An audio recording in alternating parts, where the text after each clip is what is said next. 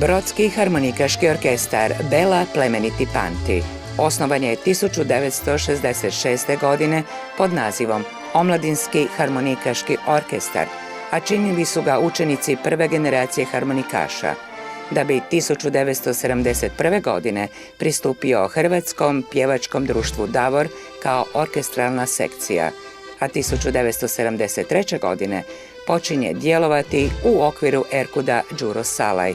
Pod imenom Brodski harmonikaški orkestar djeluje od 1991.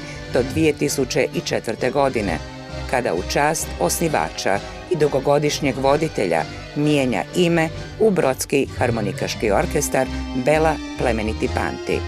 U 50-godišnjem postojanju odgojene su brojne generacije mladih glazbenika, harmonikaša, vrijednih mladih ljudi.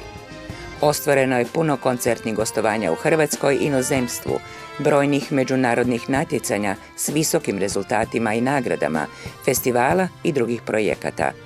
A snimljenim filmom Harmonikaška rapsodija ispisana je njihova 50 godina stara povijest i živuća sadašnjost pod dirigentskom palicom voditeljice Sanje Nuhanović, kao izniman doprinos kulturnom životu grada. Pokrenuli su Međunarodni festival harmonike Bela Plemeniti Panti. Za 50 godina djelovanja i njegovanja harmonike kao jedinstvenog glazbenog izričaja, te postignute vrhunske uspjehe kojim grad Slavonski Brod čine prepoznatljivim mjestom na kulturnoj karti, dodjeljuje se javno priznanje Grb grada Slavonskog Broda.